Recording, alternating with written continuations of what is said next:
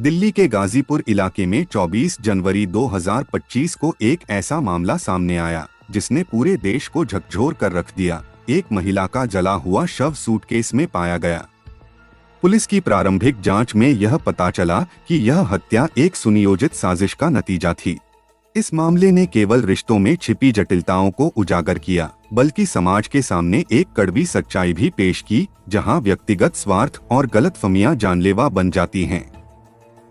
यह कहानी शिल्पा पांडे नामक एक युवती की है, जिसकी हत्या उसके चचेरे भाई ने की, और यह हत्या प्रेम, धोखे, तनाव और सामाजिक दबाव का घिनौना नतीजा थी। शिल्पा पांडे उत्तर प्रदेश के एक छोटे से कस्बे में जन्मी और पली बढ़ी थी। 22 वर्षीय शिल्पा अपने परिवार की सबसे होनहार और महत्वाकांक्षी सदस्य मानी जाती थी। बचपन से ही उसने अपने जीवन में बड़े सपने देखे थे और उन सपनों को पूरा करने के लिए उसने दिल्ली का रुख किया। वहां उसने न केवल अपनी पढ़ाई जारी रखी, बल्कि अपने परिवार की आर्थिक मदद करने के लिए नौकरी भी शुरू की। शिल्पा का स्वभाव बेहद खुशमिजाज, आत्मनिर्भर और प्रेरणादायक था। वह न केवल अपने परिवार के लिए गर्व का कारण बनी, बल्कि अपने छोटे भाई बहनों के लिए एक मिसाल भी थी, जो उसकी लगन और मेहनत से सीखते थे। अमित तिवारी, शिल्पा का चचेरा भाई, उत्तर प्रदेश के उसी इलाके से ताल्लुक रखता था जहां शिल्पा का परिवार रहता था। 26 वर्षीय अमित बचपन से ही शिल्पा के काफी करीब था और परिवार के सभी सदस्यों के बीच वह एक सामान्य और सरल स्वभाव के व्यक्ति के रूप में जाना जाता था। हालांकि अमित के भीतर छिपे गुस्से, असुरक्षा और तनाव को कोई नहीं समझ पाया। वह अक्सर अपने परिवार के प्रति वफादार और स्नेही दिखता था, लेकिन उसके दिल में शिल्पा के प्रति बदलते रिश्तों और हालातों ने एक अंधेरा पैदा कर दिया था, जो धीरे धीरे उसके व्यक्तित्व को निगल रहा था। अनुज कुमार, अमित का करीबी दोस्त, अक्सर उसके साथ समय बिताया करता था और दोनों के बीच गहरी दोस्ती थी। हालांकि अनुज का स्वभाव काफी नकारात्मक और स्वार्थी था, जो उसे दूसरों की परेशानियों को हल करने के बजाय उन्हें और बढ़ाने की ओर ले जाता था। अनुज ने अमित के मन में शिल्पा के प्रति पहले से मौजूद असुरक्षा और गुस्से को और अधिक हवा दी। वह अपने सुझावों और बातों के जरिए अमित को लगातार भड़काता रहा, जिससे न केवल अमित के विचारों में और अधिक नफरत भर गई, बल्कि वह अपने फैसलों में भी अनुज के प्रभाव में आने लगा। अमित और शिल्पा बचपन से ही अच्छे दोस्त थे और चचेरे भाई बहन होने के बावजूद उनके बीच एक गहरा और विशेष भावनात्मक जुड़ाव बन गया था। दोनों का संबंध सिर्फ पारिवारिक ही नहीं, बल्कि एक गहरे समझ और समर्थन पर आधारित था। जब शिल्पा दिल्ली में अपने सपनों को पूरा करने के लिए रहने लगी, तो अमित ने भी दिल्ली में आकर काम करने का निर्णय लिया। यहाँ दोनों ने एक दूसरे के साथ अधिक समय बिताना शुरू किया और धीरे धीरे यह दोस्ती एक सशक्त और गहरे प्रेम संबंध में बदल गई। दोनों के बीच की यह नजदीकी और समझ इतनी मजबूत हो गई कि वे एक दूसरे के बिना जीवन की कल्पना नहीं कर पाते थे, और शिल्पा के लिए अमित उसकी भावनाओं का सबसे करीबी और अहम हिस्सा बन गया था। शुरुआत में अमित और शिल्पा का रिश्ता सामान्य और सहज था, लेकिन समय के साथ यह धीरे धीरे जटिल होने लगा। शिल्पा, जो अपने भविष्य को लेकर बहुत स्पष्ट थी, ने अमित पर शादी का दबाव डालना शुरू कर दिया। वह चाहती थी कि अमित जल्द से जल्द अपने परिवार के सामने इस रिश्ते को स्वीकार करे और इसे खुलकर सबके सामने लाए। शिल्पा का मानना था कि उनका प्यार एक स्थिर और गंभीर रिश्ते में बदलना चाहिए।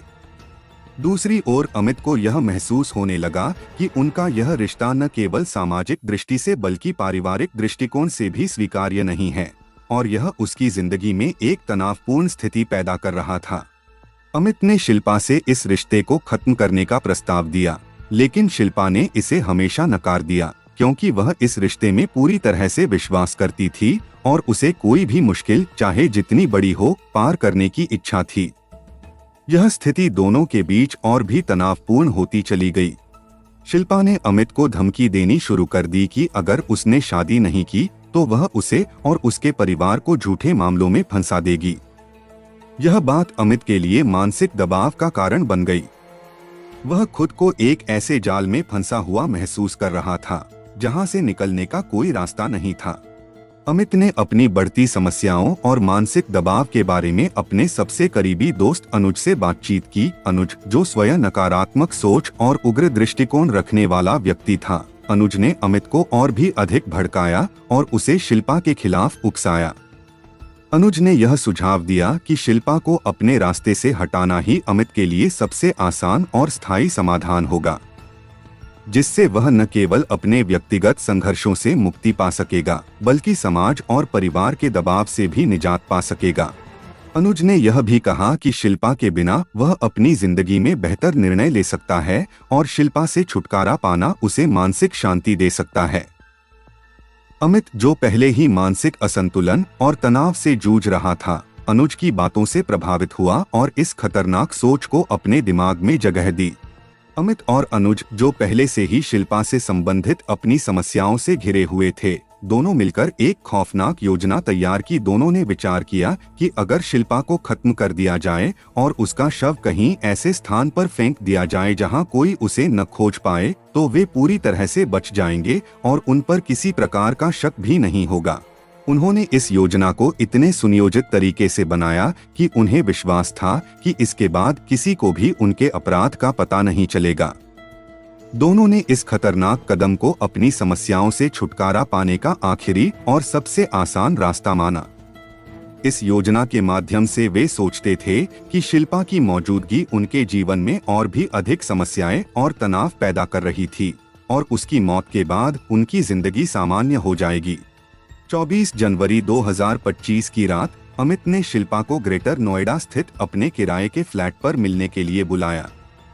उसने शिल्पा से कहा कि वह अब अपने रिश्ते की सभी समस्याओं को सुलझाने के लिए तैयार है और उसके साथ शादी करने का वादा करता है।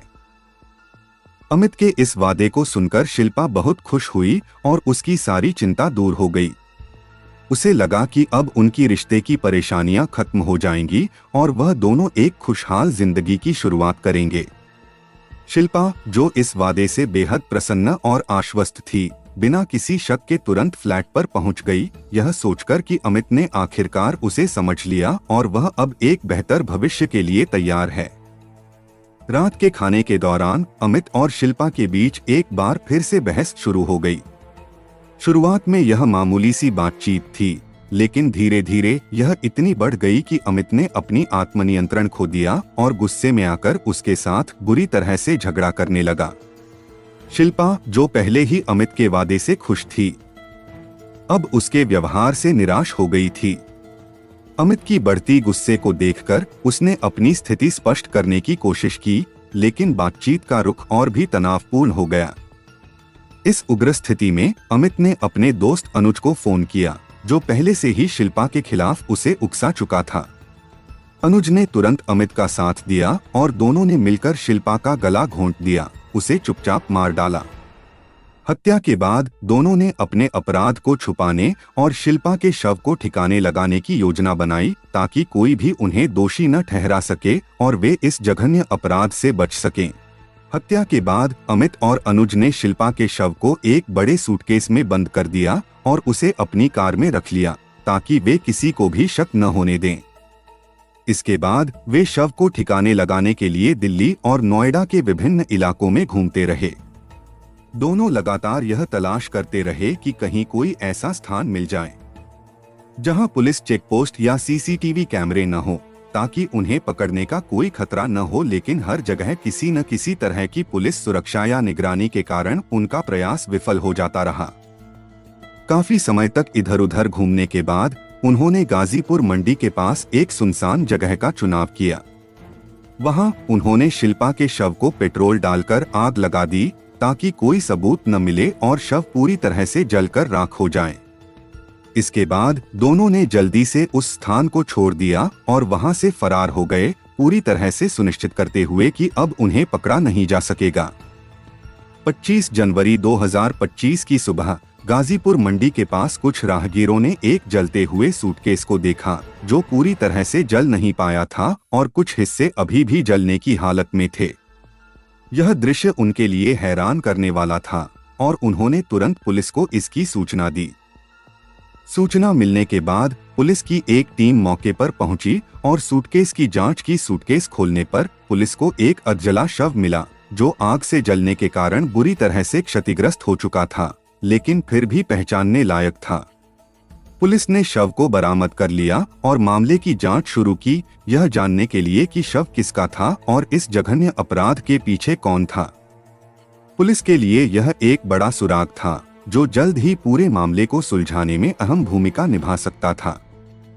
पुलिस ने घटनास्थल का बारीकी से निरीक्षण किया और आसपास लगे सीसीटीवी कैमरों की फुटेज को खंगालना शुरू किया। जैसे ही उन्होंने फुटेज देखी, एक संदिग्ध कार की पहचान हुई, जो घटना के समय उस इलाके में देखी गई थी। पुलिस ने कार के नंबर प्लेट का ध्यानपूर्वक अध्ययन किया और पाया कि यह कार अमित तिवारी के नाम पर रजिस्टर थी। यह जानकारी पुलिस के लिए एक महत्वपूर्ण सुराग बन गई, जिससे उन्हें शक था कि यह कार हत्या के बाद शव को ठिकाने लगाने में इस्तेमाल की गई हो सकती है। पुलिस ने तुरंत अमित के बारे में जानकारी जुटानी शुरू की और उसकी तलाश शुरू कर दी, ताकि मामले की गुत्थी को जल्द से जल्द सुलझाया जा सके। पुलिस ने गाजीपुर मंडी के पास से मिली महत्वपूर्ण जानकारी के आधार पर अमित तिवारी को गिरफ्तार किया और उसे कड़ी पूछताछ के लिए पुलिस स्टेशन ले गई। पूछताछ के दौरान शुरू में अमित ने किसी भी अपराध से इनकार किया, लेकिन पुलिस ने उसके खिलाफ जुटाए गए सबूतों को पेश किया, जिससे वह दबाव में आ गया। अंततः अमित ने अपने गुनाह का कबूल करते हुए पूरी घटना का खुलासा किया। उसने बताया कि उसने अपने दोस्त अनुज की मदद से शिल्पा की हत्या की थी और दोनों ने मिलकर शव को ठिकाने लगाने की योजना बनाई थी। अमित की कबूलियत के बाद पुलिस ने तुरंत अनुज को भी गिरफ्तार कर लिया और उसकी पूछताछ शुरू की। दोनों की गिरफ्तारी के बाद पुलिस ने मामले की और गहनता से जांच की और दोनों अपराधियों के खिलाफ ठोस सबूत एकत्र करने की कोशिश की। जब पुलिस ने अनुज को गिरफ्तार किया और उसकी पूछताछ की, तो उसने पूरी सच्चाई उगल दी। अनुज ने बताया कि उसने अमित को शिल्पा के खिलाफ उकसाया और हत्या के लिए उसे प्रेरित किया। उसने स्वीकार किया कि वह इस जघन्य अपराध को करने के लिए तैयार हुआ था, क्योंकि वह पैसों के लालच में था और उसे लगा कि इस हत्या के बाद वह अपनी व्यक्तिगत समस्याओं से छुटकारा पा सकेगा। अनुज ने बताया कि वह पहले से ही अमित के मन में शिल्पा के प्रति नफरत और असुरक्षा की भावना को समझ चुका था और उसने वही किया जो अमित के लिए आसान था। उसने यह भी माना कि वह और अमित दोनों एक साथ इस कुकृत्य में शामिल थे और उसकी पूरी योजना पैसों और व्यक्तिगत लाभ के लिए बनाई गई थी।